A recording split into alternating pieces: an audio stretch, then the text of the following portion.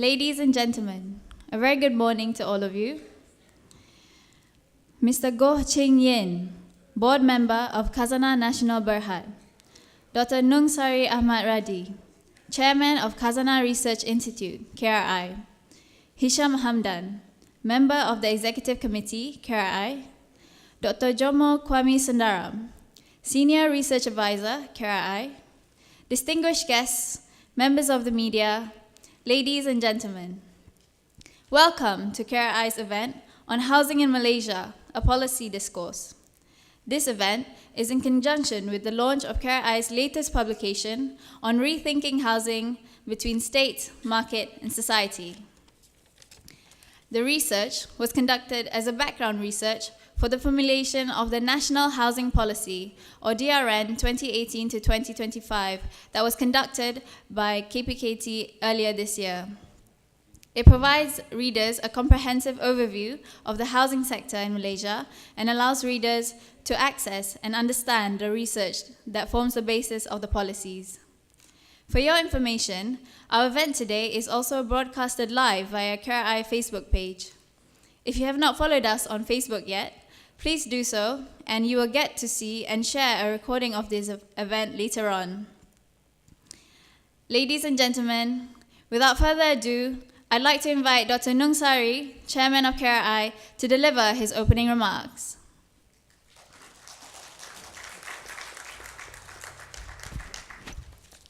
Thank you.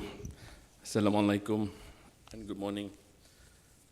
First, I have to recognize my benefactors, Mr. Goh Ching Yen, Board Member of Khazanah National, Dato Hisham Hamdan, also Board of Trustees of the Khazanah Research Institute, Professor Jomo, our distinguished fellow. It's a huge delegation from Kementerian Perumahan dan Kerajaan Tempatan. Welcome all. I was told that the KSU will be slightly delayed, and there's also representatives from segments from the industry itself, the demand side ada, persatuan apa, the purchasers, pembeli punya side. There's also the supply side, of course, REHDA ada, and then there's also people from who are associated and or connected to the industry on the financing side, on the planning side. I would like to see a bit more academics. We should be looking at some of the more micro elements of the industry, but we have some representatives here who also have fellow research institutes who are here today. So thank you all for coming to this event, and I should also welcome the press as well. So thank you all for coming to this event. As Alicia said earlier, this is yet another product that is produced by Khazanah Research Institute. We are and we try to be an independent voice within the landscape. We find that actually there is a need to have some independent view, and hopefully some of these independent views that we generate will be of policy relevance to the government or to everybody else who's involved in this process. We have previously done quite a bit of other stuff, not just housing. We had one last month on rice, and then we had earlier ones on the structure of the economy, on input-output analysis, and we've also had produced earlier on the state of household reports and so on. So we will continue to provide independent voice on on matters that we think are important to the nation in terms of policy making, and housing is definitely one of those issues. Like education, I suppose everybody has a view on what's important and what's not in housing. I think Dr. Suraya and the team at the KRI, we said, okay, go ahead and do these things and come up with some views, and hopefully KPKT or Jabatan Perumahan or anybody else who's interested will be interested. And I understand that some of the stuff that has been obtained in the research has also been shared with the ministries, and so that's a good thing. I will chair a panel of discussion. We'll then probably invite people from the industry to have a more in-depth discussion beyond what Dr. Suraya and her team would have said afterwards. And hopefully we can shed some light into this perennial issue. As an economist, I have my own views actually, which may not be necessarily reflected in the report, but they will probably come out during the discussion afterwards. So thank you again for coming. Congratulations to Suraya and the team. You'll see the whole team afterwards. Let us have a very, the environment is a bit too stiff, I shall say. So we should relax a bit and have a very frank and honest discussion, and it's only then that we can get some interesting ideas. I don't mind it to be slightly noisy, but be honest, and then we get some real views to push forward. Thank you. Assalamualaikum warahmatullahi wabarakatuh. Thank you, Dr. Nung. Please remain on stage for our next session. Sorry. Come at the front, please. Ladies and gentlemen, we have come to the next item on the agenda, which is the launch of KRI's report on rethinking housing between state, market, and society. With that, I'd like to invite Hisham Hamdan and Dr. Suraya Ismail on stage to join Dr. Nung for the launch of the report.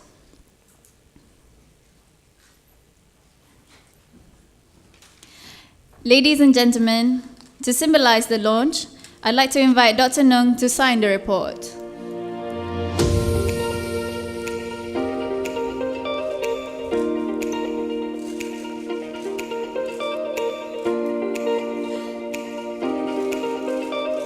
Ladies and gentlemen, a round of applause for the launch of the report.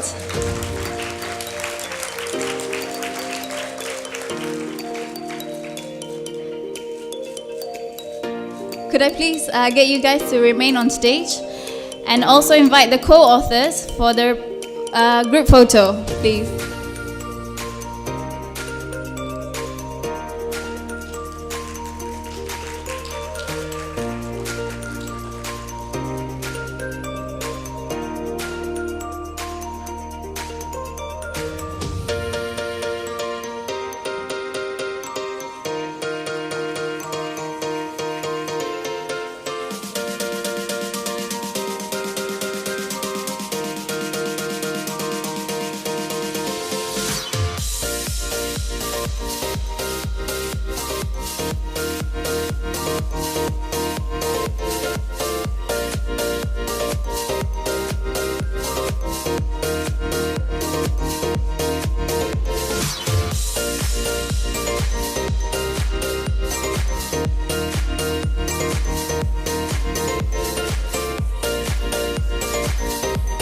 There you go, ladies and gentlemen, the Rethinking Housing Between State, Market and Society report.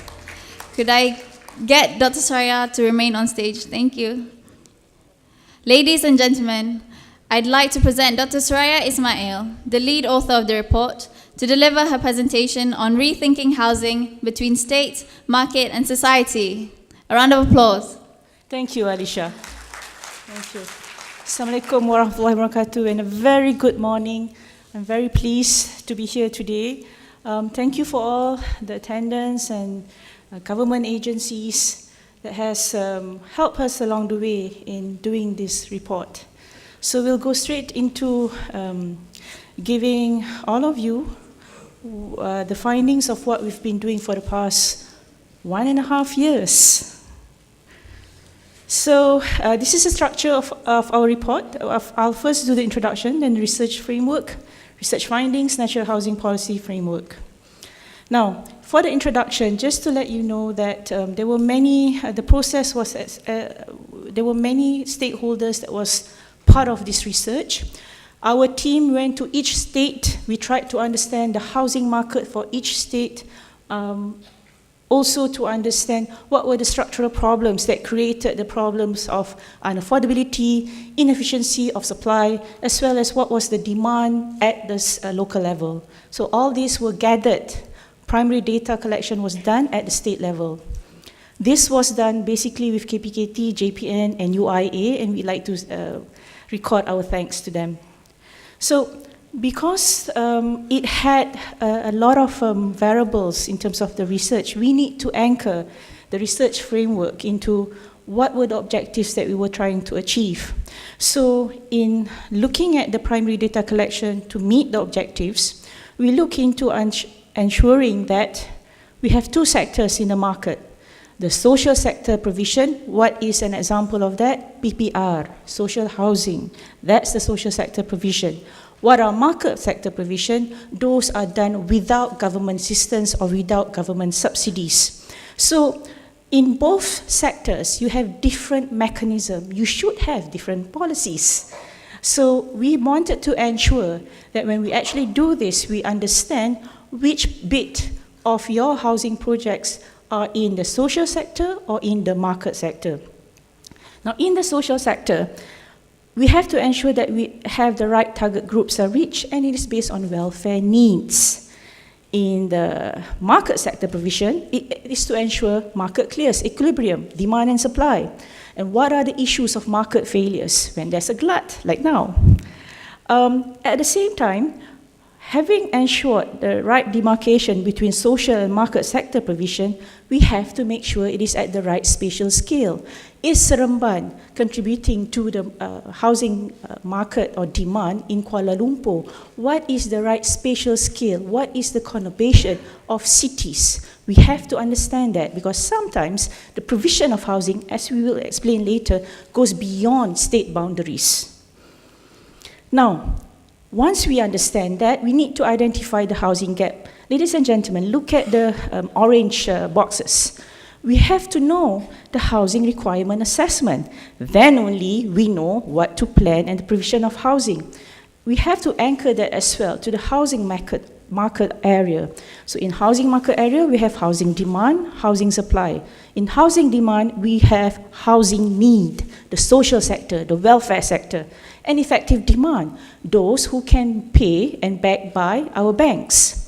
And the housing supply, we must look into existing stock as well. It cannot be that we just look at newly built incoming stock. So we did a survey collection of all this. Now the housing gap then will be addressed by the two housing sectors. Do you fall into the social sector or do you fall into the market sector? Currently, this is done haphazardly when we found at the state level. So we need to align this first and make the right policy at the right spatial scale.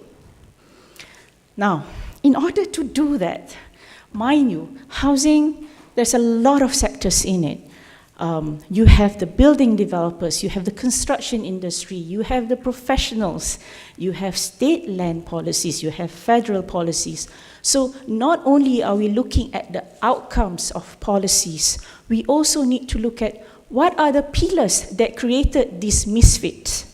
What are the problems that created unaffordability? You can't just take care of the outcome without looking at the other policies that has created or contributed to these problems. So we look at tenure policies, rental or ownership, fiscal policies. Do the state have enough coffers to go into providing housing to the middle 40? Planning policies. Did you actually plan for the city of KL, or did you plan Seremban to be part of KL? But it wasn't reflected in the planning structure. Maintenance, we talk about urban slums and regeneration, but we don't have proper maintenance policies. You didn't set aside money for PPR, social housing maintenance properly. So demarcation, data. How on earth are we going to plan properly if we don't have the right data collected at the right spatial scale, at the same time dividing them into social or the market sector? Price determination and productivity policies. All these are the enabling framework that will then bring us the impact that we want in terms of making sure our housing system or our housing sector becomes affordable and sustainable and competitive. A lot of objectives there. So, for those of you who are architects here and planning, so this might be a better graphic description. Remember just now, I said, government provides funding for the social sector, have social renting. Now we have social ownership. Then government provides regulation for competitive operating environment for both consumers and producers of housing served by the market sector. Now, say for example, Cik Abu is here, social renting, rent to income ratio. Income dia 3,000, rent dia 124 ringgit. How does he jump into the private renting? What is the indicator? The rent to income ratio. So with this, people can then monitor when you actually do policies. Is it right for society? Is it affordable? Because in order to make all this right, you must have monitoring and you must have the right policies to enhance or to strengthen the issues that we find at each box. Most countries, I have some friends from Pakistan here, put affordable housing here at the lower end. Social housing is affordable housing. But for Malaysia, social renting, social ownership is under the government. Affordable renting is basically after the B10 or the B20. Let me be clear about that. That was how we conceive of this framework. Okay, quickly, after this we'll have a discussion. Housing affordability, housing need and demand, supply side, spatial, monitoring. Mind you, when we went to each state, we had to sign NDAs. So you will not get that. If you want those detailed data, please go to JPN. But what we gave is a macro. Now is a presentation of the macro side of all the things that we found out. First, a snapshot. Home ownership and informality. This is the rate we have for Malaysia, 72.5%. Tapi jangan tertipu. Basically, this has been compensated by the rural ownership. It's informal setting. So therefore, if you look at Kuala Lumpur, which is totally urban, without the support of the informal sector, it's just 53.5%. In terms of types of living quarters, we have 7.4 million from DOS, but from NAPID 4.9. Does it mean 3 million people are homeless? No, it's informal stock. Next. People always tell me, Doc, apa you bising-bising ni? Tengok bagus ni. House prices have increased with household income. Why are you so bising-bising? But mind you, I tell you, statistics kita kena kupas dengan lebih dalam lagi. So look at this, the house price index. After 2009, it went shoot up. Boop. So if we then look at this, for the layman of us here, house prices, 2016 house price as a multiple of 2,000 house price. For Pulau Pinang, high rise is 3 times of the Pekali 2,000. Now, did your income naik 3 kali since 2000? Should be no lah kan? No. I thought it was going to be informal. So, now again, we must define what is affordability. Some use median multiple, some use housing cost burden, some use residual income. For KRI, we have used an international benchmark, which is the median multiple used by Demographia as well as Harvard School, whereby it is easy to calculate median house price of 3 times or less than the median annual household income. The cost-country comparison over time is possible and excludes the role of finance. In America now, they don't want to look at the role of finance because for them, when you look at the role of finance, finance then masks the real actual prices of houses. And sometimes you can't afford that house, but because of the sophistication of macroprudential measures, these houses become ostensibly affordable for you because you just look at the mortgage rate. So this is something that we don't want to happen in our country. Now, what would the median multiple? Kenapa 3? Why 3, not 4, not 5? So a quick one, we did a Monte Carlo simulation. This is the distribution of our household. We followed 2016, that's the latest we have, HIES. So this is the distribution of our household income in Malaysia. What is a market median tree? Tengok yang hitam ni. So it follows, basically, the prices of houses follows the distribution of income. If you go for market median 5, look, you are building for this side, which you don't have that many people. So a market median tree normally follows the local level of wages in a country. Again, a bit of criticizing the residual income and housing cost burden. It shifts the affordability threshold to the upper hand, of course, because you have financing in there. So we really do feel that this is the right description, and this is what KRI is doing. Now, based on that, housing affordability has deteriorated a lot. The country's overall housing affordability has increased from 4 to 5. 4 is not good, by the way. 5 is severely unaffordable. Median house prices are at CAGR 23.5%. However, median household income slower at CAGR 11.7%. And therefore, we have this report card. Remember that for Malaysia, the percentage of formal housing, look at the last column here, 60%. So we take that all state that passes this threshold, therefore that state's affordability ranking is representative of the state when it's more than 60%. Now, this is the one lah. Okay, so had we not had this rapid price escalation and maintained this price, we wouldn't be here today. Khazanah Research Institute wouldn't have done this report in 2015, the first one, making housing affordable. This is what we have to look at. Why? Because we will have a discussion about this, yes? The supply this is composition of residential properties launched by price range. From here, we jump to the 1 million. There were certain policies in place then. Thank you, YB, for coming. Thank you. There were certain policies in place that created this rapid price escalation as captured by this trend. One of which is when the government policy went for my second home for expatriates. Developers then jump into this sector.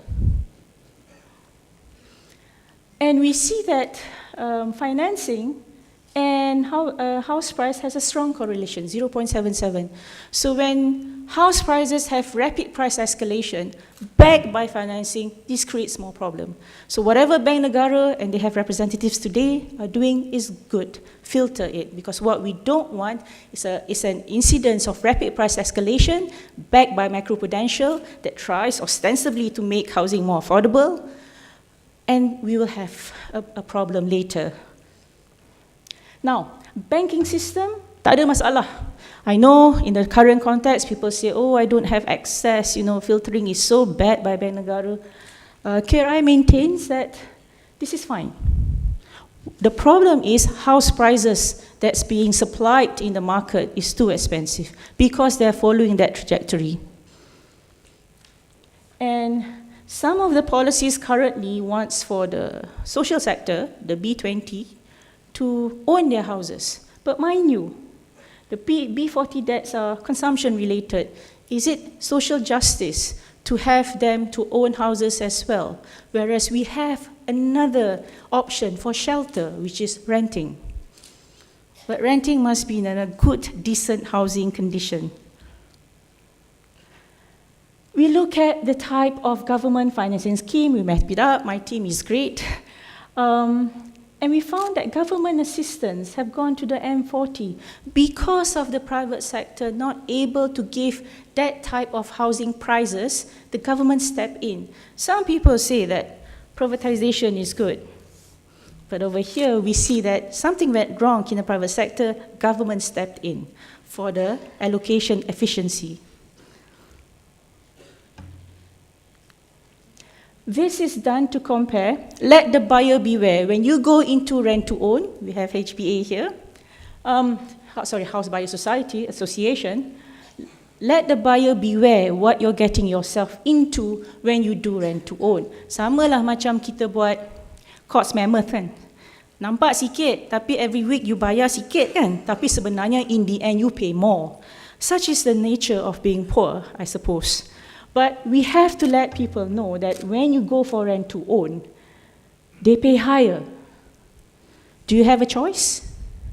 Well, we hope that with the rent-to-own scheme, at least you rent, and when your wages go up, you can then buy, if your wages will go up as high as the market value of the house. So, what is our recommendation? B40, assistance via suitable financing scheme, only if they are in informal sector and they have the ability to pay as well as have enough income to pay for the down payment. And 40, do not ask them to buy products that are so expensive. Make sure that the supply of housing that is affordable pegged to the median multiple 3. And this we must understand, we must let the buyer beware what they're getting themselves into. Again, I've repeated this. Some can pay for it, some may need help. Who can pay? Private sector. Who cannot? Social sector. But even if you go to the social sector, YB, we must make sure that the quality is decent, because this is part of social policy, of social mobility.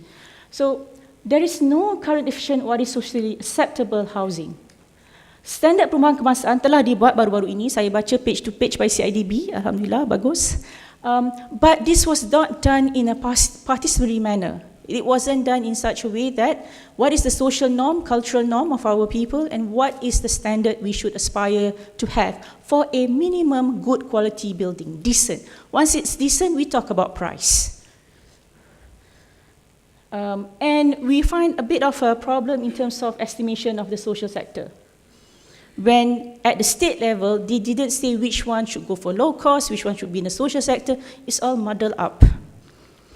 So, we have asked to do a national housing condition survey, the building surveyors in this house, in this place, develop the good quality housing standard, and institutionalize housing upgrading process so that we don't lose more money in urban regeneration or urban gentrification of buildings and complexes.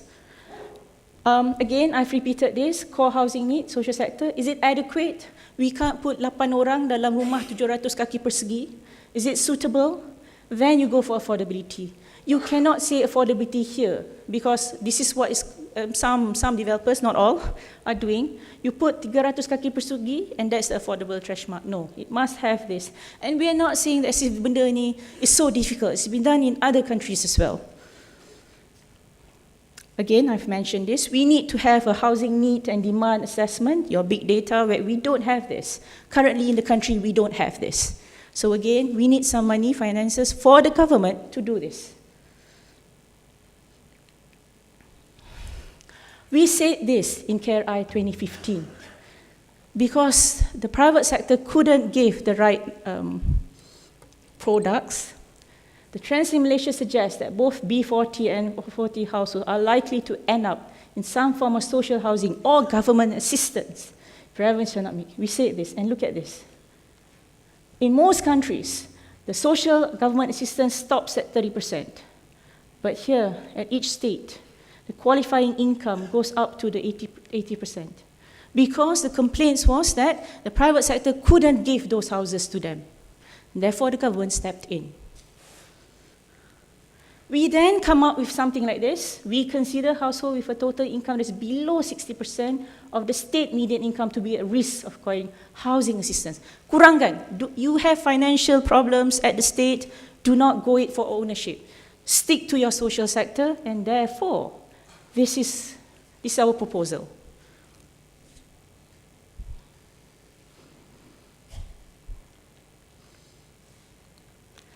Housing tenure.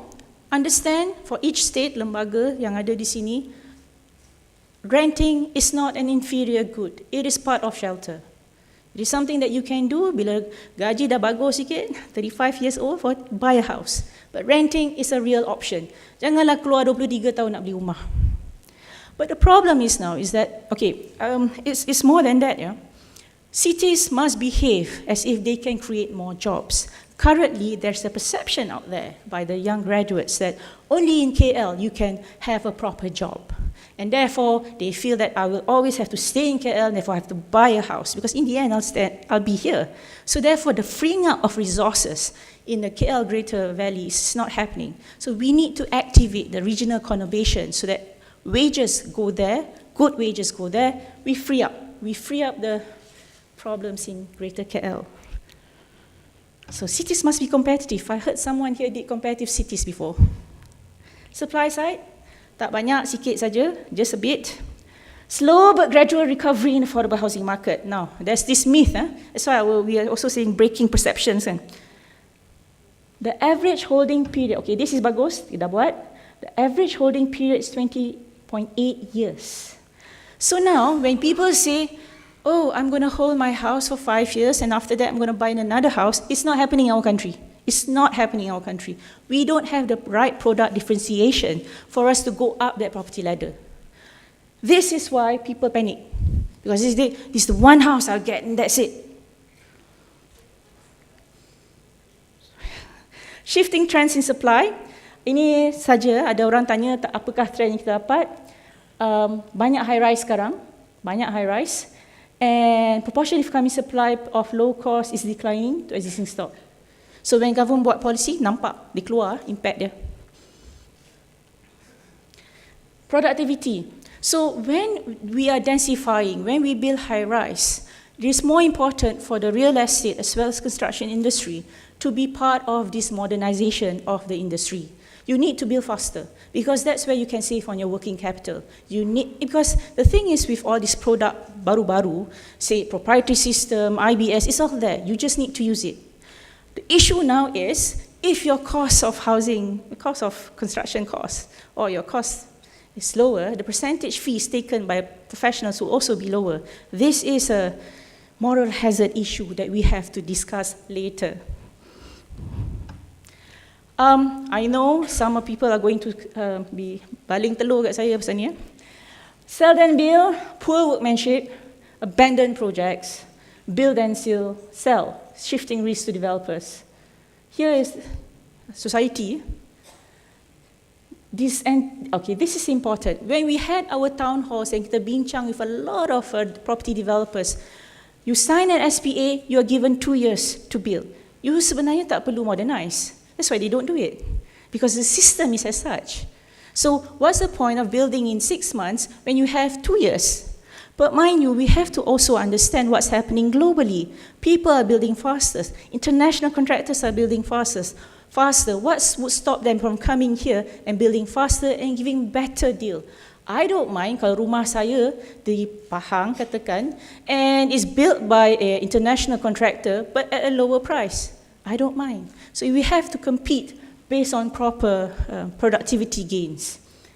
This is a problem. We've been discussing this with Ministry of Works. We are changing this because a fragmented nature will not share the risk of innovation. So if here, everybody would share the risk of innovation, the one that makes the most money, I think, will then park their money inside the project. Another thing, I know valuers are here, sales comparison approach. Another reason prices go up. The last transacted price of similar housing unit determines the value of new comparable housing. Saya ada rumah 100,000, saya bagi Chris, saya jual dia 150,000. Chris bagi Greg 200,000. 200,000 is what Dato Soam would say, I put it in the market. Because the last transacted price will be the one that will be into the market. So ini, kalau saya jahat, saya akan flip, menaikkan harga. So we've discussed this as well with valuation professional bodies. We have to go to this bit, improvement on valuation approach. This has been discussed as well. Again, many relevant stakeholders must come in to help do this for us. Satu lagi, sikit lagi. I've got 7 minutes and I can finish this. Important, very important. Planning sekarang tak boleh tengok pada at state boundaries only. Sorry to say this. It's sprawled. It has sprawled. But the income of orang Seremban tidak serupa dengan income orang KL. However, house prices, KL prices is going to Seremban. What should we do? These are the things that we're talking to the local council. This is a phenomenon that's happening.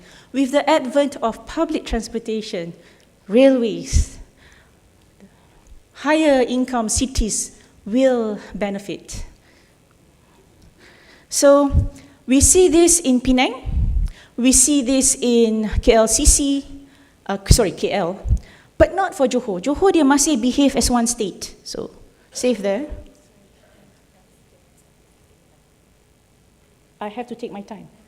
Take my time, because Mr. Jaya is coming. Wonderful. Dah bagi relax sikit kan? Semua relax sikit dah. Okay, so when we plan for transportation, we must understand who benefits. And this is where strict regulation must come in. Remember my first graph, or my first few diagrams that show that when you have an attack on the housing market, cepat-cepat letak mechanism. You know this is coming, cepat-cepat letak some price regulation, certain kelompok mesti ada affordable housing. So you can have very sustainable growth of cities that makes housing an affordable product for key workers. You see, some people build cities meant for, the top 20. That doesn't make a thriving city. You must bring key workers first, then only the rest will come. That is a phenomenon that we rarely understand. So, spatial context of housing matters. The further away from the city centre, the lower the house prices, but the further away from the city centre, the higher the cost of transport. Okay. Ini lagi kita panggil daripada HIES kita. Jangan saya risau bila orang tengok gambar. Because this is a P&L account, it's not a balance sheet account. So maknanya ini adalah imputed rent. But what I wanted to show you is that this is the income spent on transport. So the income spent on transport ni is also contingent on how efficient your planning is. So not just about housing, about the planning of your cities. So this all has to be taken into consideration. This is what we call cross-cutting policies. Bukan salah housing punya pricing saja, bukan salah REHDA saja, bukan salah society yang nak dia punya equity naik because of the housing punya prices. It's also a planning of the city, an efficiency of the city linking people to workplaces, linking people to the secondary places, which is tempat-tempat beriadah. You can't expect that all these social norms are not being taken into consideration by households. Moving forward, bus, kereta, nanti apa tu ada train sini lah kan. Improve housing transportation coordination for better quality of life. We have to look at both in the housing policy. So one of the issues here is this. We have to streamline housing and sectoral planning processes, local structure, regional plans. Data should be the final arbiter of what should be done. That is very important. Bukan satu institutional body, satu lagi something like people always use Singapore. So Singapore has HDB and therefore they can coordinate everything because they have wonderful data. I like to ask the audience here a question. Dari the center of Singapore to the tip of Singapore, how long does it take you? 2 hours? Daripada center of federal, KL, sini kita di KL Central, pergi Kota Baru, how long does it take you? You cannot have, ambil satu model letak kat Malaysia, not looking at the spatial issues. Mind you, we have many state agencies there. Katalah sekarang Prima or SPNB wants to penetrate Kota Baru. Look at the condition at Kota Baru. Let the state decide berapa biji rumah you patut bina at berapa price. That's what you should do, not you coordinate semua. You have the state, which is very strong at the state level. What is needed is a proper database. That should be the final arbiter, not your, sembang-sembang kan. Okay, this is basically monitoring and evaluation. Because in our research or our policy option, we believe that you must strengthen the pillars that create all this solution. And then you get a good solution. So it's going to be a bit long term. But what we want is the initiatives that we put in forward every 5 years or 3 years menjerumus kepada the real objective. So therefore, even though you think, oh lambatlah you punya, journey ni, but it is to strengthen the whole industry. So we must take steps, small steps to perbaiki, look at the impact and perbaiki lagi. We can't do that without proper data, the impact of government policies to society. So this is the fiscal allocation from government policy. Nampak? Dia dah kurang for the social. So dia pergi ownership. This one, which is for the M40.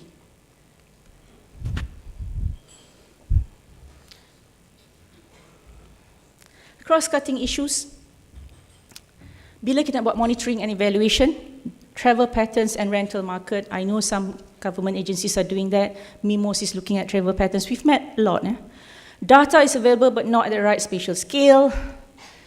DOS ada sini kan? So, we need to start collecting data at the city level. It cannot be housing market di Brig serupa dengan housing market in Ipoh. But we do it that way, when we look at housing market, salah. We must have granular data, we must have income at the mukim level and demarcation of cities. Data is available but only, ni best. We went to one state, kita nak buat GDV, GDC costing kan, because our analysis is at the project level. So in the GDV, GDC kita tengok berapa banyak government assistance and how much pricing dah turun. So from that project. Dia dalam physical file, kesian my friends. Buka satu kan, 3,000 file for just 1 year. So these are things that needs to be improved as well at government agencies if you want researchers to come in and give you some feedback. Data is available but it's not integrated under single database. Maintenance cost kita tak tahu for PPR. Tahu tapi mungkin tak nak cakap. Vacancy rates for all housing projects, especially private projects. Ini tahu tapi tak cakap even with us being backed by the government to do this research. Cakap je lah. Data is available but could not be shared due to confidentiality reason. GDV, GDC, fine, but we did sign an NDA lah. We did sign an NDA. And we have not shown that here, right? Okay, again, to conclude, the policies to nurture and make both sectors sustainable are different, vastly different. So we have to understand what we're trying to do. Di manakah letaknya SPNB? They must understand where they stand in the equation. Di manakah letaknya Prima? Where are you supporting? Where are you? Di manakah the private sector? Where are you? So all this must be understood and proper concessions or initiatives given. Without this, memang you will never rectify or solve this problem. Again, what is the point of all this for the general public? The general public can look at meeting housing needs, social ownership, private renting, private ownership. Look at your rent to income ratio, look at the median house price to income ratio, mortgage repayment to income ratio. All these are indicators for the general public as well.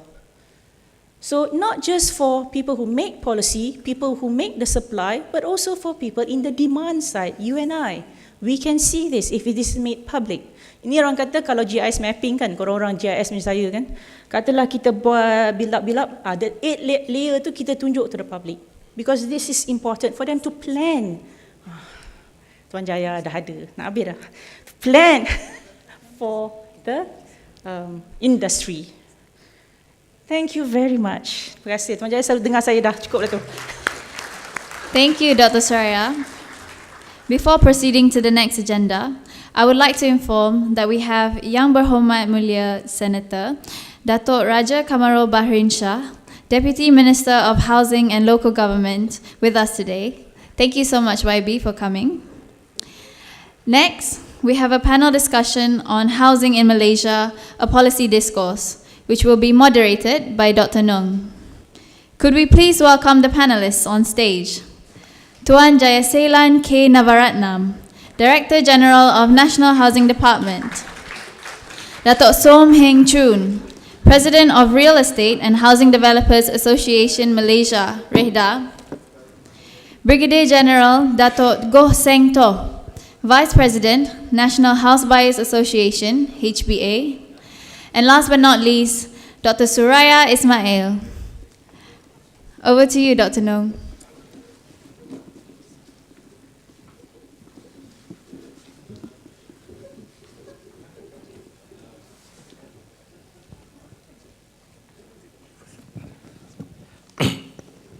Thank you. I should also acknowledge Yang Berhormat Mulia Deputy Minister Kerajaan Perumahan dan Kementerian Perumahan dan Kerajaan Tempatan. We were waiting for Mr. Jayaselan to come because without you, I cannot pose the first question because I have both the demand side and the supply side of the equation. And of course, Suraya is she's the neutral party here because she just presented her views. I think there were many important points that was pointed out by Suraya earlier. It was a stock take of various parts of the housing market, skewed a bit more on the demand side of things, but she raised a lot of issues. Of course, we have with us also Datuk Go and also Dato Soam from the opposite side, people you are very familiar with. But I'd like to start. I think we should have just a conversation lah. But I would just like to start with you because actually, Suraya just presented a point of view in terms of the housing problem and therefore some prescriptions in terms of what the policy should be. But I think can you start by, at least from your point of view or Jabatan Perumahan point of view, what is the proper way of framing that problem? You know, is it a problem of affordability? Is it a problem of income? Is it a problem of supply? Is it a problem of demand? Is it a problem of financing? Is it a problem of, I mean, it probably includes all of those things, but what is the right way of framing the question so that the subsequent policy discussion actually contribute towards solving the problem? Or at least if we define, I think Suraya she was very politely trying to define what in her view is the problem, and then she presented her views lah. But she's just an independent researcher, so ask from a government person lah.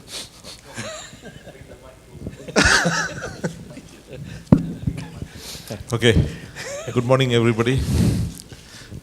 Every time this is difficult because when you're asking a question like this, it is not the desire. Actually, it's a desire. Purchases is we are not looking at the need.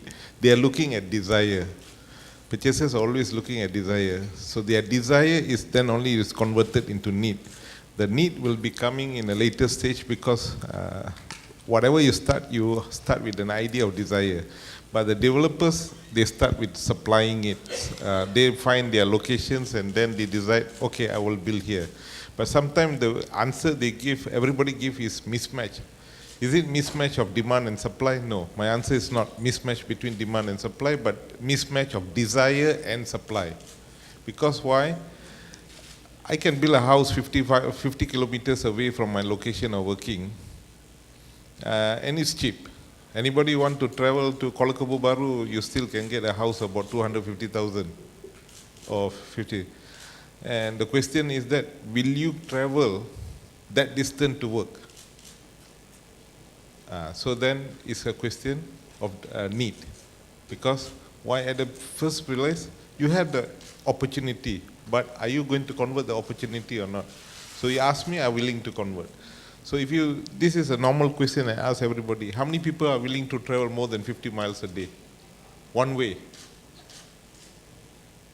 So you see a handful of people will decide because they want to be closer to the location where they are working. And that's another thing is that trade-off. But nobody look at the element of trade-off. Like my family, what I decided was that I trade off. I work 60 kilometers away from my house. I'm staying in Klang, 60 kilometers. So I make sure one of them staying. So these are the trade-off, we call it. So first of all, if people say, I cannot afford to buy, why they cannot afford to buy? Because they are looking something closer to the place they are working or the children's facilities. So definitely the answer, you won't get a place to stay or to work nearer. So today everybody say learn, live and play. That is all gimmicks of developers to marketing. So the thing everybody have to answer themselves is that they want to convert the wants into needs, the needs equals versus to supply. If you look at these three, definitely you will find a house which you want to be able to purchase. That wants can be converted. Definitely until today, I might guarantee you, if you are willing to travel further a bit away, you can. But your trade-off, this is the next question, is trade-off of mobility. Nowadays, everybody is talking about spatial. So it's mobility.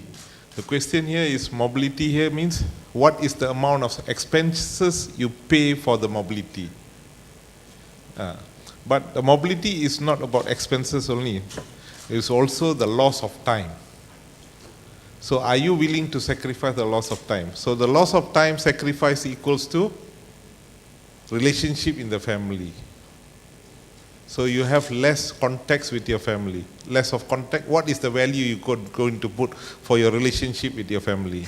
So if you start to calculate this into dollars and cents, the unfortunate thing in Malaysia is that when they do project administration or project management, or even a family calculation, nobody look at all these losses and gain. You ask anybody how much you lost in time, what is the value you put for your loss of time, nobody can answer. So these are the things which I feel the universities, the colleges, the economies, they must inculcate, not to create new syllabus. Here in Malaysia, every problem, they will create new topic, they'll ask to create new topic in the school. This is not the way. The topics are there. How you change it to make it viable or useful for individual to educate themselves. That is the thing. So thank you. Before I give Dato Soam a right to reply on the supply side, just one more clarification from the policy side, because I think Suraya raised one issue was actually between owning and renting. I think you have anything to say between policy about owning and renting? Okay. Let me caveat on this one. If I go and put it as government policy, then everybody will look at me, oh, there's a different. Let me caveat. In today's trend, we have to look at sustainability versus income, or cost to buy with equal to cost to keep. When you provide a house for B40 in a strata management methodology, yes, I already provided them a house, but that is cost to buy. Cost to keep, can they afford to? They are already struggling to buy, then you have element of cost to keep. So this is something B40, we can bring down as much as possible for the B40, the price. That is cost to buy. But what about the cost to keep? Yeah. So that's why maintenance, cost to keep is maintenance. So cost to keep, definitely government cannot support. So if you are looking from there, B40, the answer is rental. And then M40, we have to see. If they are just coming closer to the gap of B40, they should think about rental. But the people who are closer, or if the normal distribution curve, then the majority of them can go for ownership, but with a reasonable cost. And then T20, definitely they can go for ownership. So this is the methodology. So we cannot advocate 100%. Nowhere in the world advocating 100% for home ownership exists. Even in Singapore, it's 90%, but that is a mega city. So it's wrong to use them as a benchmark. Thank you. So I mean, between supply and demand, because I would like to give demand the latest say, so I'll go to Dato Soam to say something. Whether, from your perspective, is the framing of the problem the right way to frame, or some of the stuff that Dr. Suraya has said agreeable to you or totally repugnant?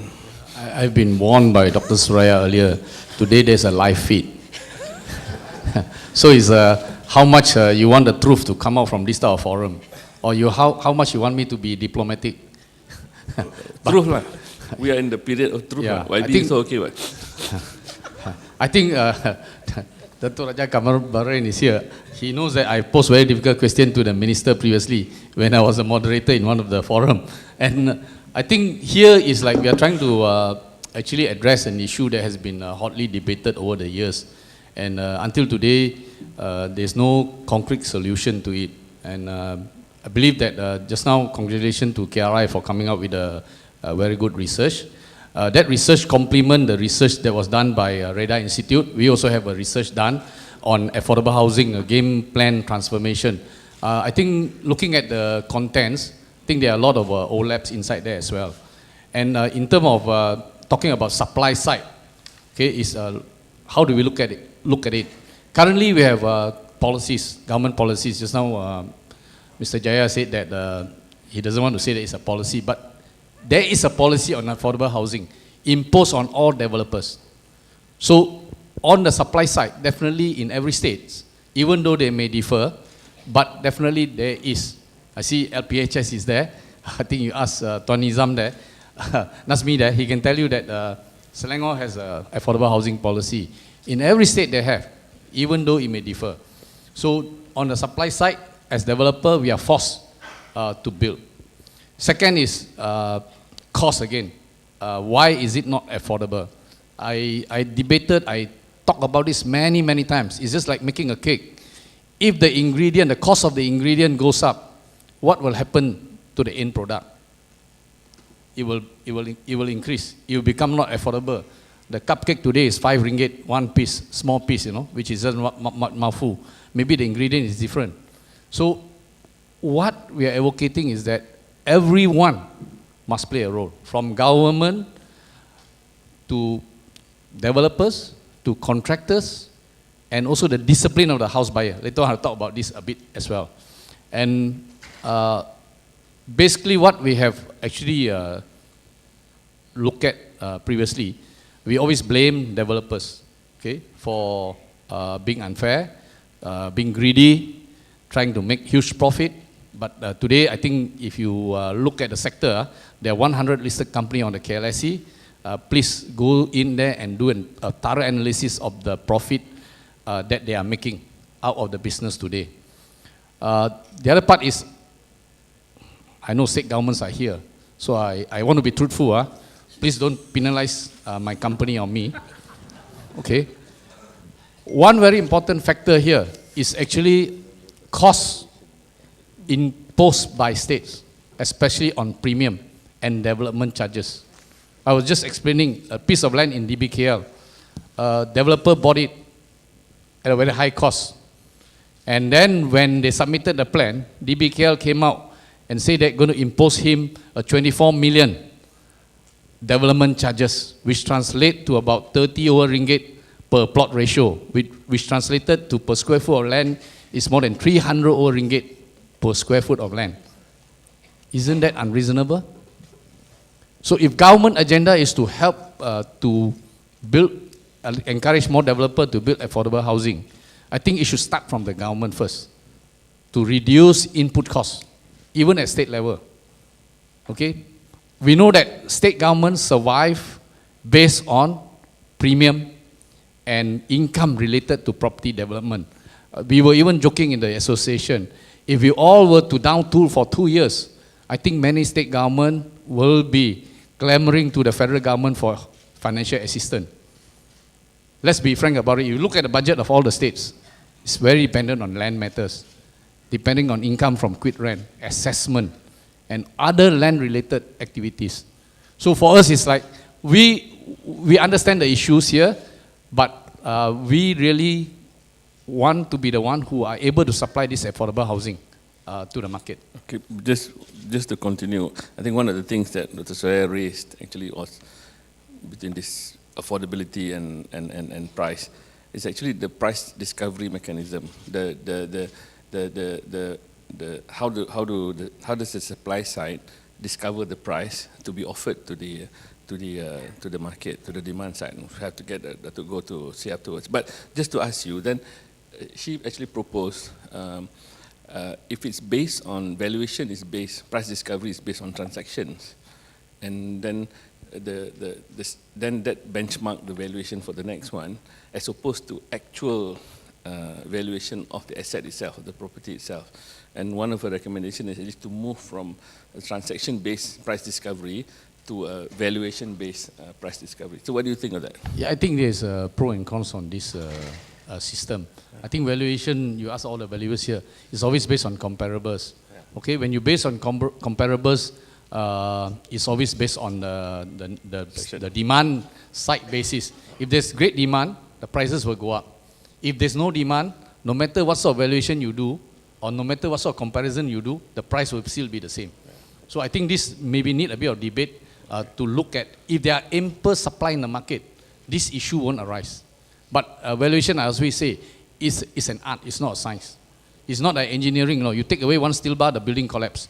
But today, they always give valuation report in thick. Yeah. So the valuation can change overnight, can change very fast. So it's an art of how to discover the price. So I think this topic maybe can be debated, I think, with the industry player on this. But maybe I just want to add just now, Dr. Suraya, one point that you brought up in the research paper is about cross-border conurbation. I think we always, you see, government they're great in producing books after books and plans after plans. But we never refer back. We have produced a national physical plan previously, and we talk about the conurbation, future conurbation. And the Greater Klang Valley conurbation covers Seremban. You mentioned Seremban many times. That's why I highlighted this, and I happen to be developing the biggest project there, which is a Seremban 2 project in Seremban. I would say that when I build my product there, I don't just sell to the people in Seremban. I sell to two segments of the people. One segment are people working in KL, okay? Another segment are the people in Seremban. And because of the income level of the people who are working in KL is higher, so I then attune my product to the needs of this group of people, and versus the group of people whose income is derived from purely in Seremban. Okay. So I agree with you totally that you need to look at this cross-border conurbation, and just now Mr. Jaya also brought up the willingness of the people to travel to achieve what they want. So they buy into Seremban, maybe they want to stay in a landed property. Example, with 500,000, they are only able to buy a high-rise strata property in Kuala Lumpur. But if they go down to Seremban, they're able to stay in a landed property or semi-detached house. So I think this cross-border conurbation is something that we need to really now, when that paper was brought up by the National Physical Council those days, the demand side was not that great. But today, it may be a different story altogether. Okay. I think something that we can look at as well. Yeah. So now, Dato, go. So basically, the customer always right, or the customer got confused, or is the customer being victimized, or what? Having heard all of the the policy side, the researcher side, at the end of the day, every one of us here is supposed to be working for the customer, for the consumer. Okay, this subject of affordability, we agree that there are a lot of factors that influence the price of houses in this country. Compliance costs, cost of material, labor costs, etc. But we have mentioned this before, that some developers adopt what we call the teh tarik syndrome. When the price of steel bar goes up by 10%, the house price will go up by 10% also, which is wrong. A house is made up of all kinds of material and other costs, so they cannot accept or cannot adopt the teh tarik syndrome. When cement goes up by 10%, house price will go up by 10% also.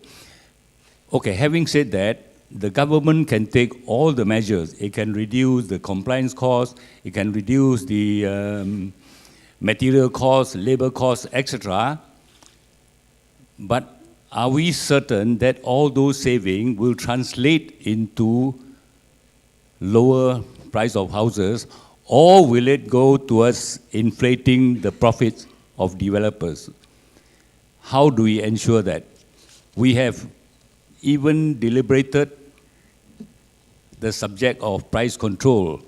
We are very stringent about controlling the price of cooking oil, rice, sugar, whatever. But yet, in the housing arena, we have allowed basically developers to call the shot. How much they want to sell the house, and how much profit they will make.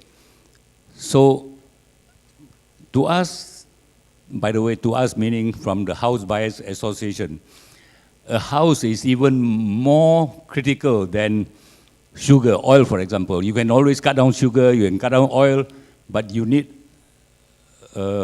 shelter over your head. Are you advocating price controls? Yes, I believe we have made study on price control, and it can be done. In general, across all types of properties and prices? Yeah, we are more focused on residential houses. Okay. We left commercial buildings alone, so we are talking about residential houses. In fact, that premise is across the board. We have surveyors, quantity surveyors, we have valuation people, we have architects, engineers, and actually a price control is not totally impossible if we are serious about it. It's more the issue of whether, not so much whether it's possible or not, it's usually whether it's desirable or will it have the right sort of effects. In terms Come of, again? No, it's not whether price control is something possible to do or not. It is a possible thing to do. But whether price control results in a market situation that is better than what it is right now. How would one argue that price controls would not lead into, say, shortage, for example? Yeah, in a way, we are practicing certain limited price control when we dictate the price of affordable houses, low-cost houses. So it's a matter of extending that. It needs more work. It needs more detailed enforcement agencies, but we believe it can be done. Okay. What's your view on rental as opposed to ownership? What's the consumers? I mean, you're representing purchasers, they're not renters, right?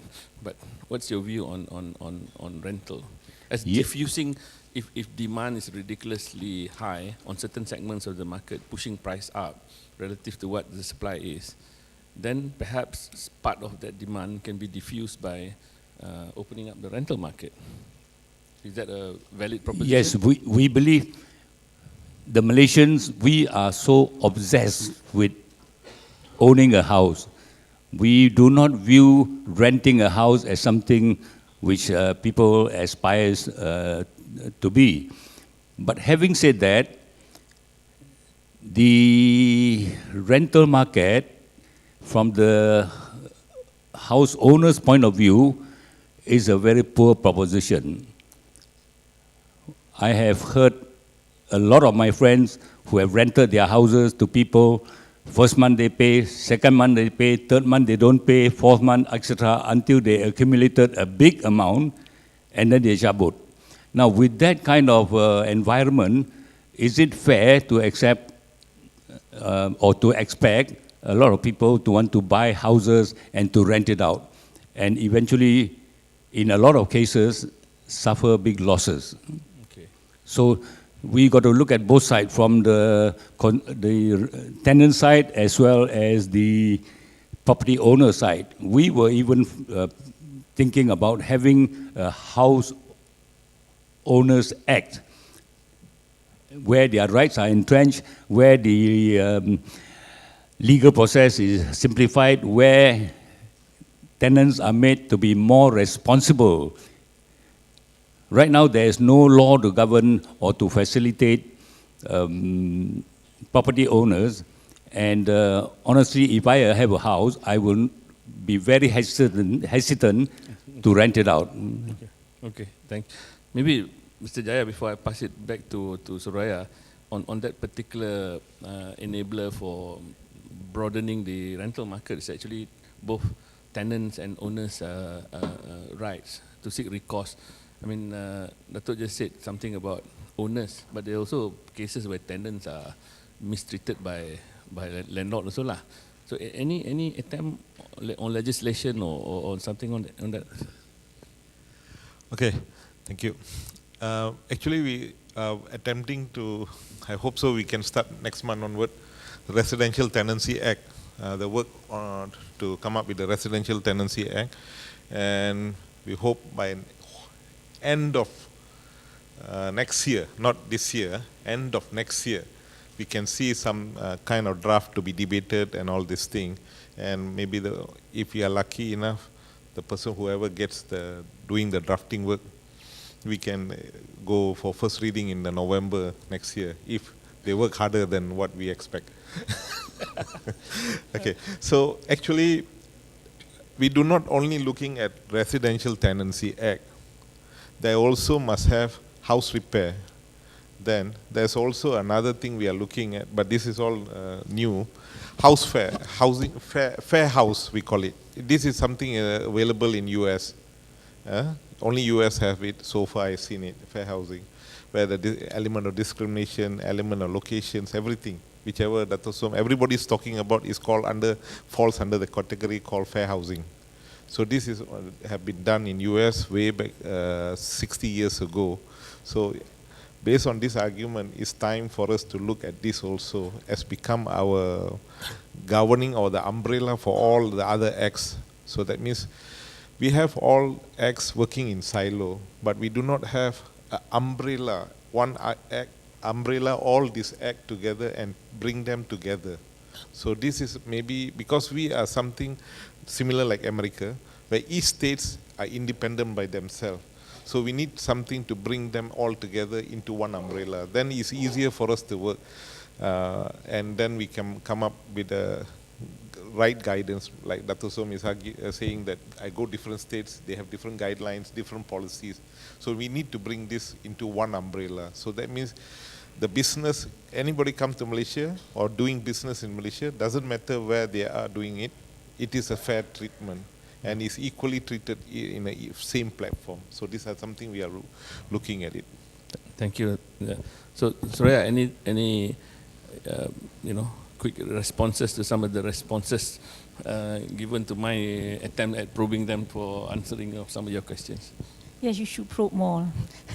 But if I may talk about the rental act that's being designed now, one of the things that is important is also to map the number of people who actually have a house and have an extra house to be rented.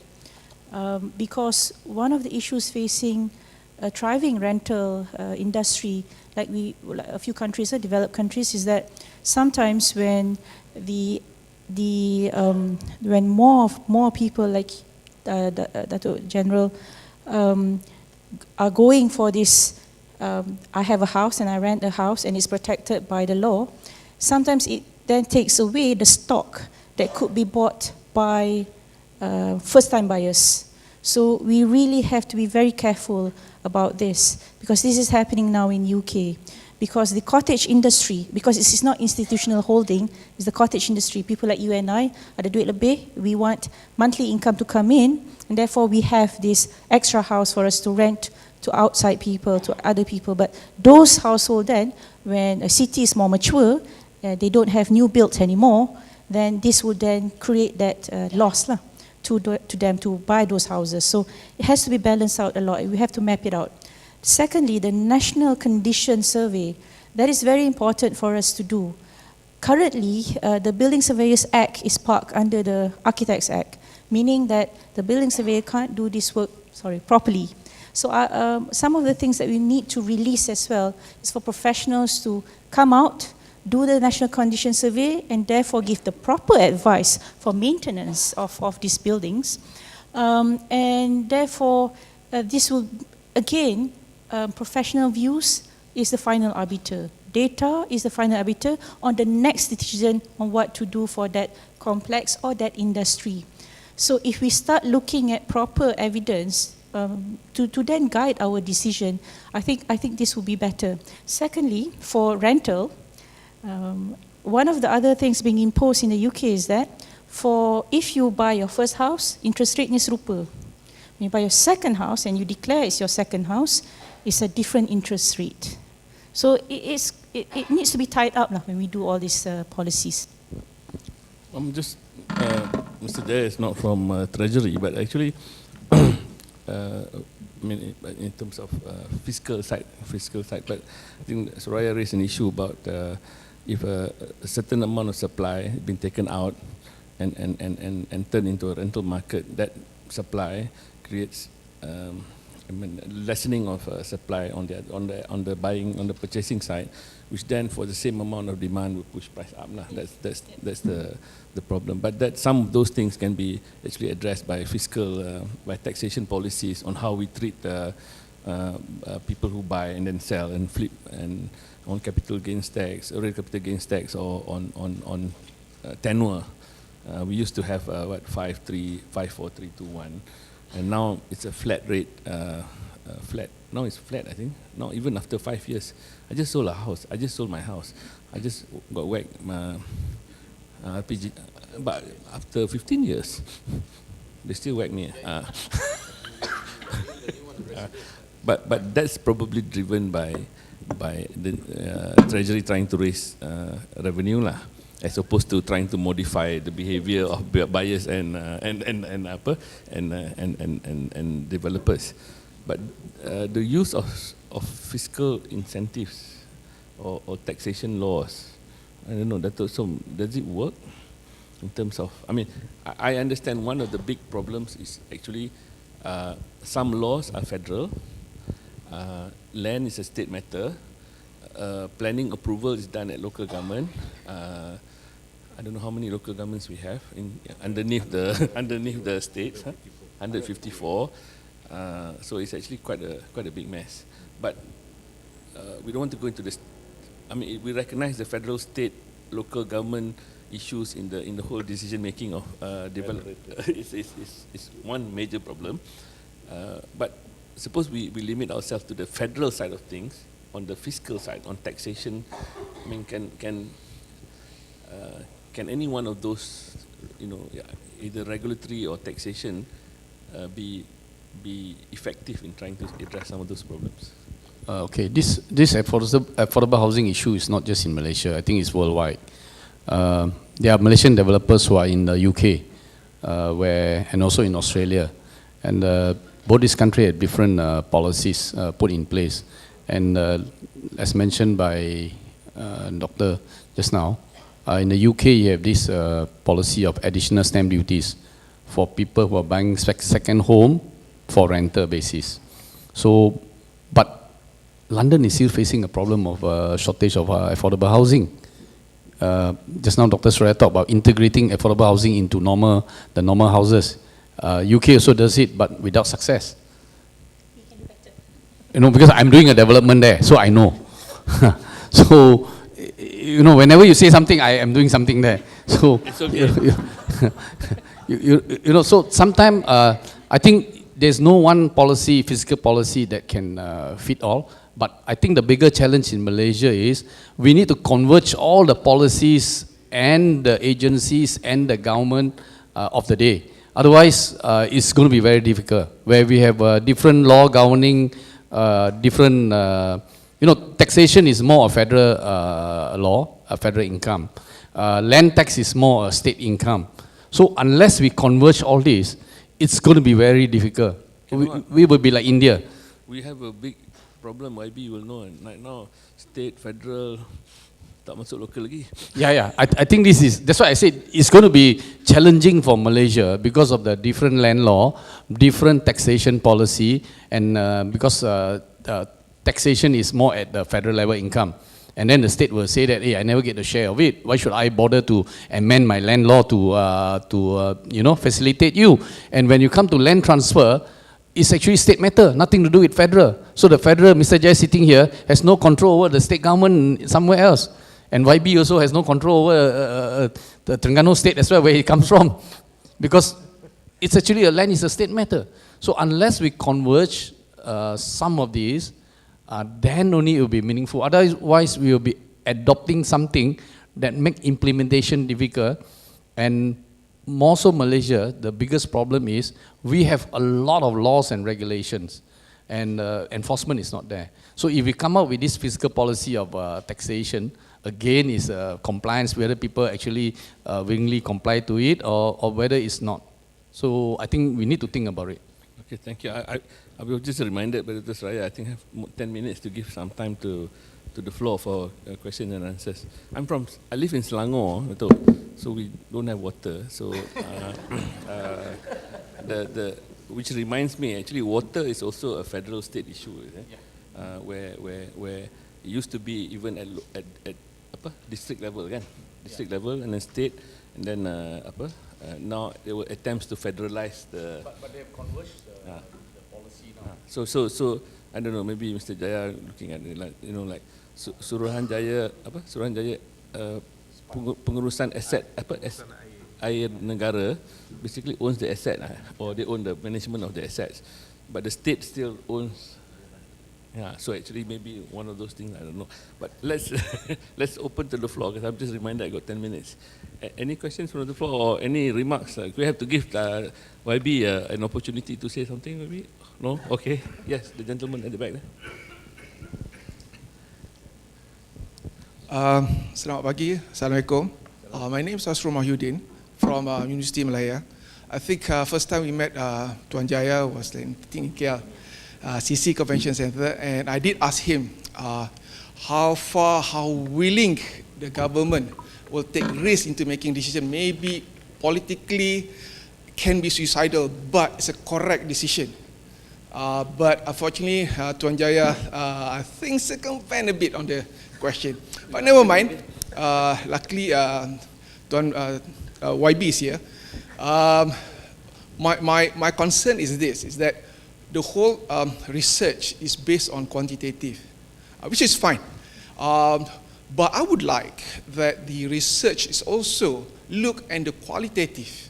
If you're talking like 100 square feet and the cost is 1,000, what kind of quality? Mind you, there's been mentioned a few times, university should take, what's called this, fast forward on the research, should do the research. We did the research even though our budget is being cut by 65%. And coming back to the qualitative bit, is that some of these so-called B40, excuse me for mentioning so-called B40, is that they don't look into the type of floor finishes. They look into the type of quality living. I mean, the quality living obviously is something different from that is those in the top 10, then there is those at the B40. But the research and the thing that we have looked at is that one of the basic things we managed to get the information is about safety. Now, a lot of the housing talk about affordability, talk about rental. Yes, I am absolutely agree with Tuan Jaya. I think, and our ground research has indicated a bit of hunch. I think the B40 require, I think the answer perhaps maybe a renting rather than buying. Okay. But coming back. So you said I'm sorry. I'm running out of time. So please. Okay. Now the main bit is that please do look also on the quality of living that is needed for the B40. There's perhaps two-tier B40, the first 20%, the second 20%. Yeah, right now the society has been bombarded with all type of living style. They can afford living style. I told my students that you can afford Starbucks, you can afford GSC, you can afford to print your drawings. This is unacceptable. Okay. They can afford Astro, but they cannot afford to pay the rent. That is not acceptable. The question is that if you have regulation, you have policy, you willing or not to carry out those regulation and policy, maybe it's very, very unpopular. Thank you. Thank you. More like a remark than a question. The question is that the willingness or not, willingness to do the policy. You cannot put Mr. Jaya on the spot lah. Unless he wants to answer. Okay, sorry. he wants to Thank you. answer. Go ahead. Okay. Today, transformation is taking place. We have to agree with that.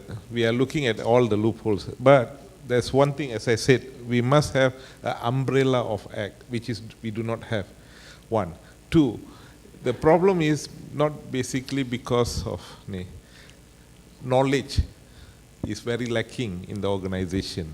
When you are lacking of knowledge, lacking of thoughts, definitely it's difficult to implement anything, because this is a very special field. I'll give you one example. When we are talking about rental, you ask anybody why you're paying assessment, based on what the assessment is done. Tax assessment, cukai assessment, cukai assessment, not cukai taksiran. Bukan cukai pintu, cukai taksiran. Cukai taksiran yang dikenakan nilai itu berdasarkan rent. Tengok Akta 127, Section 127, Akta Kerajaan Tempatan 1976, 171, Act 171. It is about assessment of your, based on the income you're going to get. So they charge 9%. Maximum you can charge is 35%. The local government can charge 35%.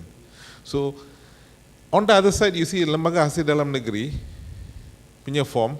If you have a house, you rent it out, you have to declare. So, double taxation. See, in Malaysia, every individual who rented out a house, you are paying double. But nobody realizes it. Because we are working in silo. So, kalau orang bayar zakat, that amount of bayar zakat, dia tak payah bayar untuk tax untuk cukai. Tapi untuk rumah, kena bayar. So, see, these are the things. Knowledge must work. If you do not have the knowledge, forget it, whatever the idea of policies or whatever you want to do it, never work. So, the first thing is knowledge. After that, you dissect the knowledge, then you bring it down to implementation. Then you will work. Another thing is that when you go to your own house, you ignore your neighbors. You see them, you smile, you giggle, and then you ignore. That's how you ignore other states' problem. You only look at your own problem. You do not look at the intercorrelation of the whole issue.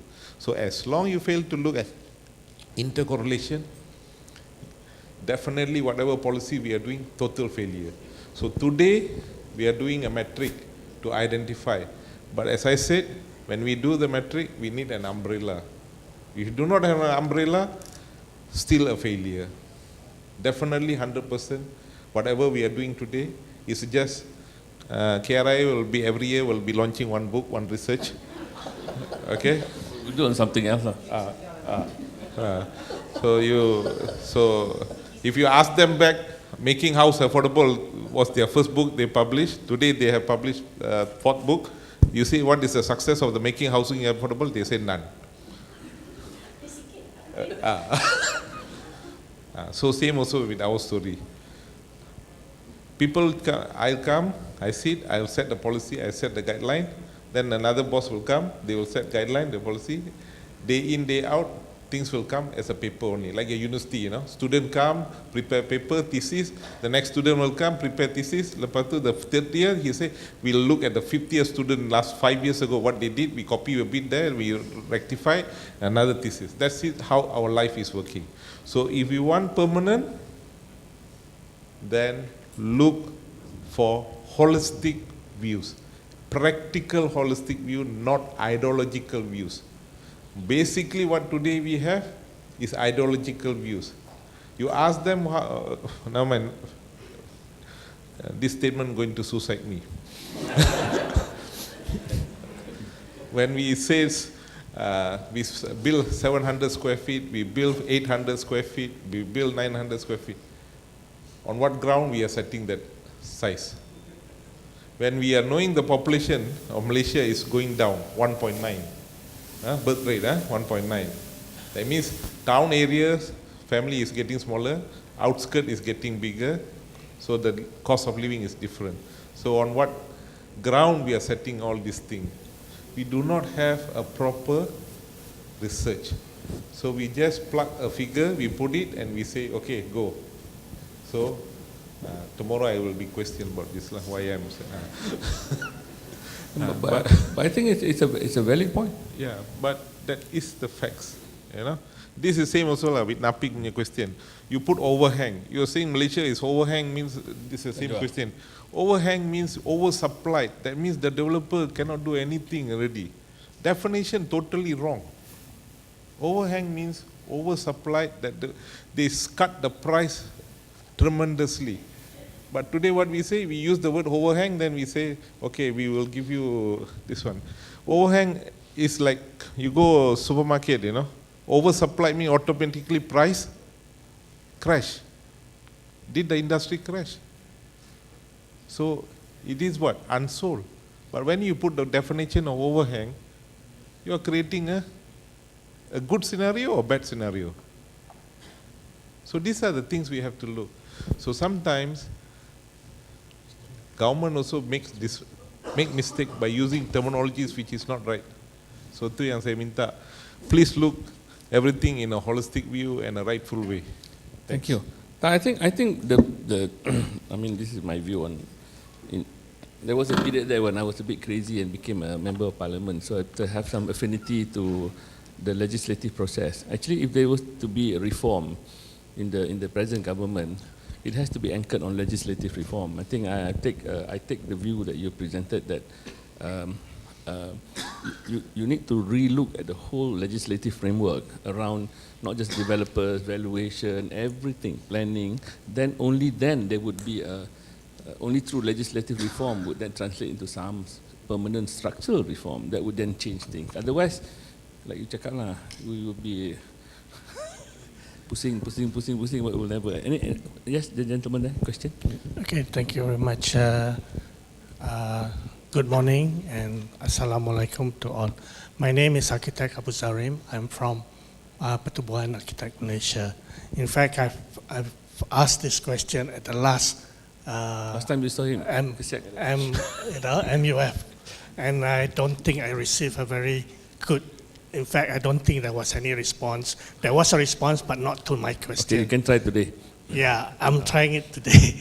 So to the panel, okay, just a quick background in the sense that, you know, first and foremost, we have lots and lots of discussion, lots and lots of research, okay, done by a lot of parties on this affordable housing. The first question is nothing. What comes out of it? You know, there is no action. There is no follow-up. So I hope this is not just another one of this. That's the first question. Secondly, there are a lot of factors to the cost, to the cost of the housing in Malaysia, materials and so on. But one thing which I asked at the last one was, you know, there are other contributions. You know, as Dato Seng said, you know, the local government themselves or the PBTs impose development charges. But there are also other costs which we need to look into, which are by the technical agencies, people like TMB, you know, people like IWK and so on and so forth.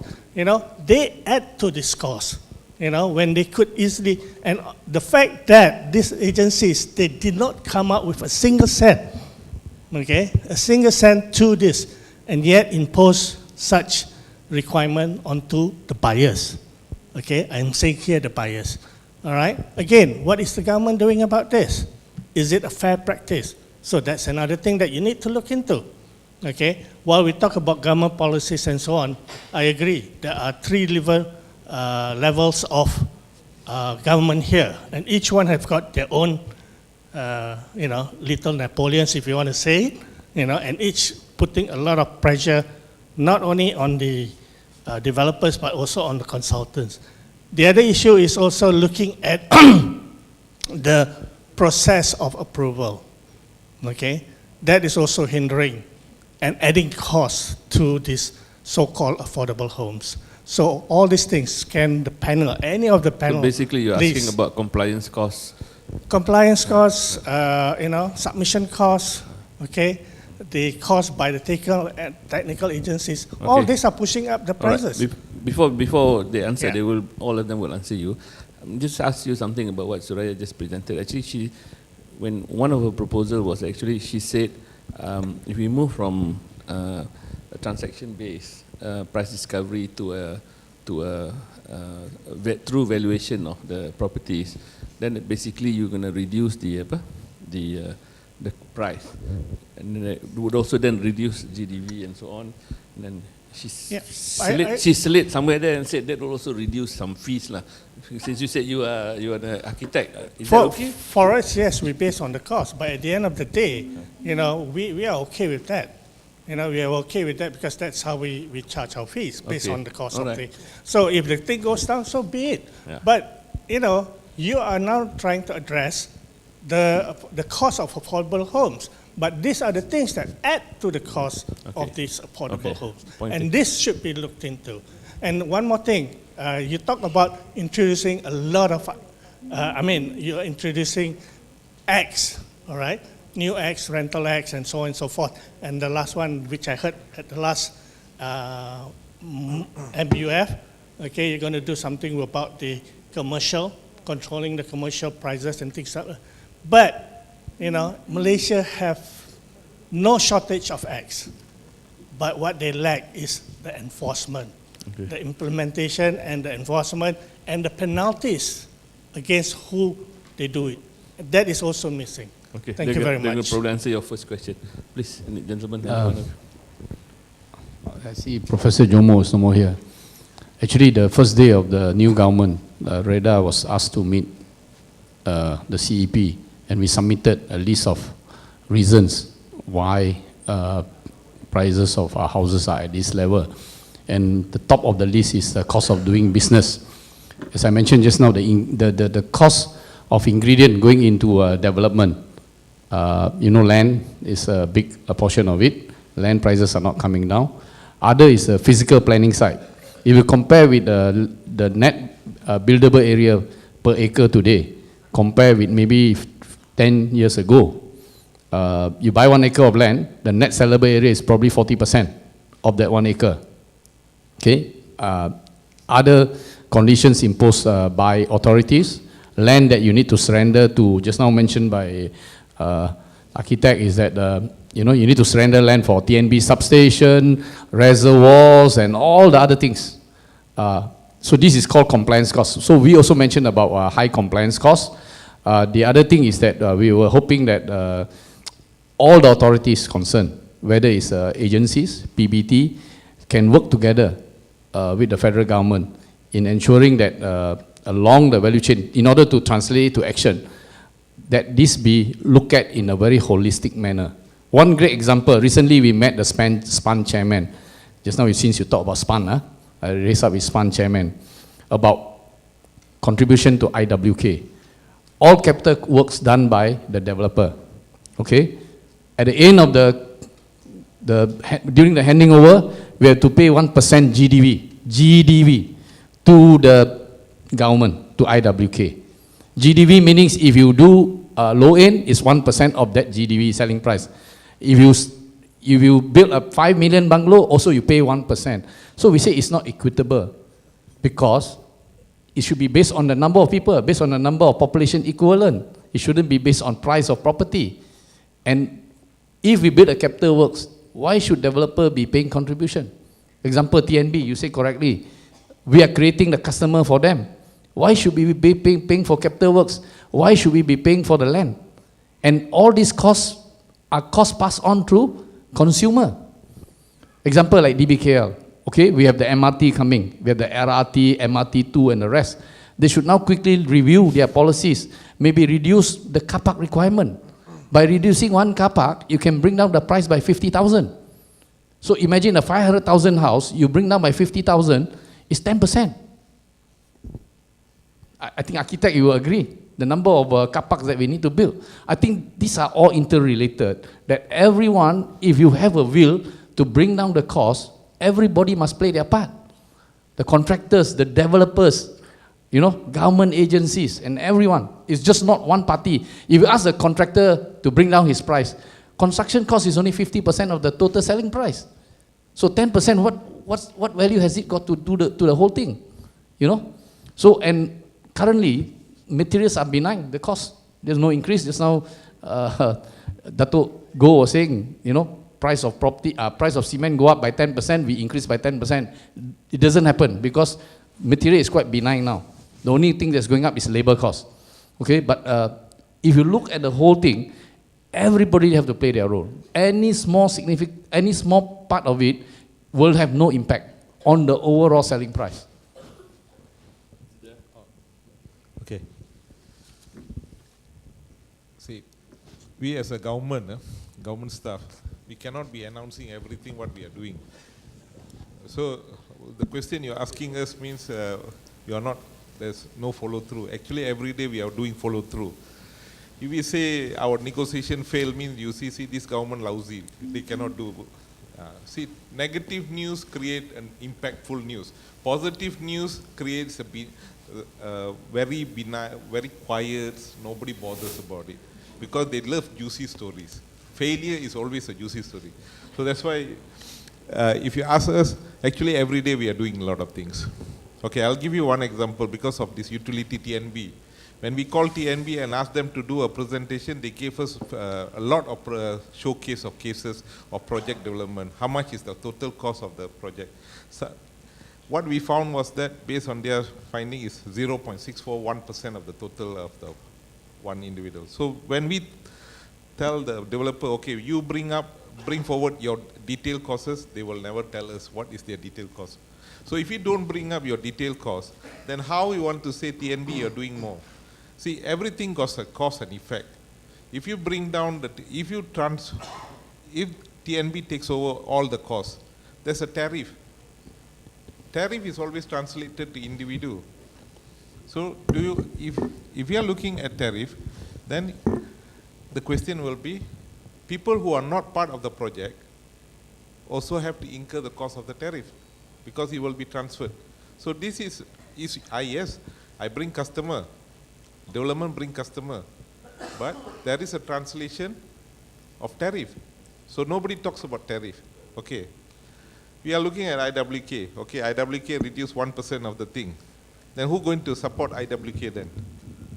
Now IWK was always in the red. The color of the building, the wording only looks like blue color, but their account is always red. So there is always a cause and effect. Whatever we do, one person will look at the cause, but another person have the effect. So don't forget about the cause and effect. So we have to look, that's why I say from day one we look everything in totality. So if anybody want to talk about compliance, want to talk about discharges, you have to be open book.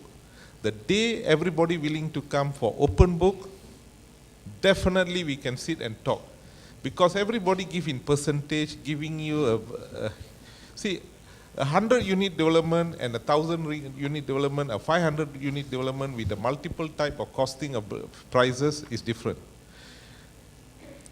If you are launching a project, today 1 month, next project launch in 2 months, the price increase within 50,000. Within a month, what is the 50,000 increase for the unit? We also cannot answer. Because why? There's an element of goodwill. I went and asked a developer, just simply asked him, hey, next project, how much you going to increase? 50,000. Where you got the price? No, I put a hard work from all these things, so I also need something to get 50,000. Okay. Another thing will happen is that whenever we do something, you see, in same project, you subdivide the cost of the square feet of the house. This I love to do. Whenever the price list comes, I'll subdivide. I did for my staff. I subdivide the cost. Some unit higher land cost. Some unit lower land value. The per square feet is lower. Some unit higher. So I also wondering how can they calculate in the same project. Different unit have different. Then only I look, oh, this one facing the field, or that's mean the element of emptiness on the front goes into that unit. So if you don't be transparent, how you want to work out all these outward grievances? It's like a girlfriend and a boyfriend. If you don't explain the thing, definitely you'll break up one. Then after breakup, you say, yes, or you have a dishonest relationship. Yes, correct. This is in the house also, when the wife asks, where are you? You'll never tell exactly where we are, You'll say, on the way, where, how many minutes? Actually, we just passed the location, but we'll say, no, I'm just front of here. 5 minutes. My friend, even though 1 hour again, he will tell the wife 10 times, 5 minutes, 5 minutes, 5 minutes. Okay. Then I asked, wow, your wife trusts you, every 5 minutes. Same story here also. Nobody comes to the meeting with an honest answer. This is my assurance of staying in the office for 3 years. Nobody comes to the meeting with an honest answer. Everybody comes to the meeting with a vested interest. Okay, that's why you should come to more of these things, because then you release your tension.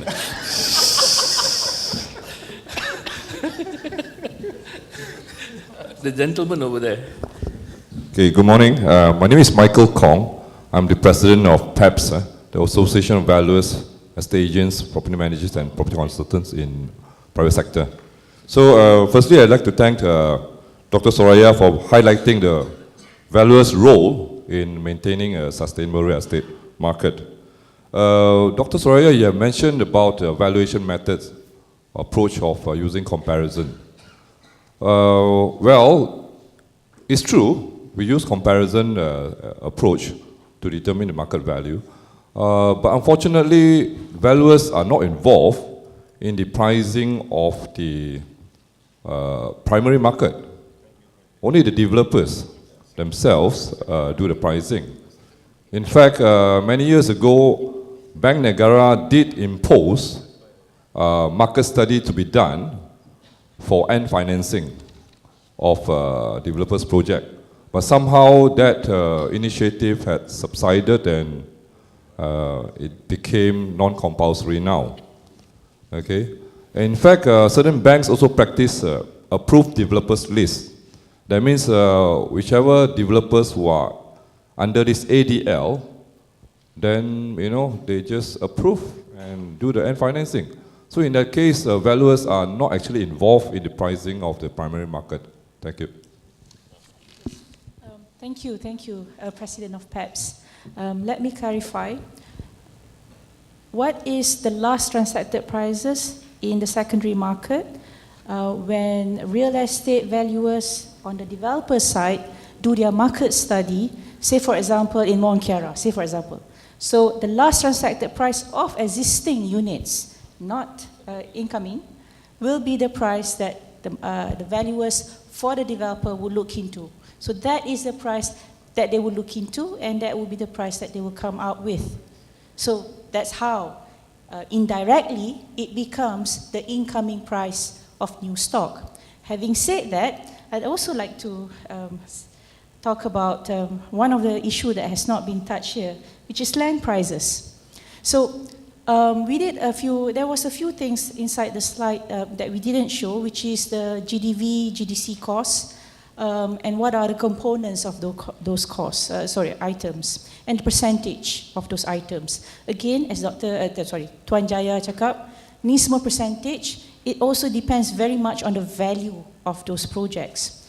Most people would say that, okay, betul, we look at the CIDB transacted house tendered prices, contract sum, bukan tendered prices, contract sum, the prices of material stagnate, labor naik sikit, tapi house price index naik atas.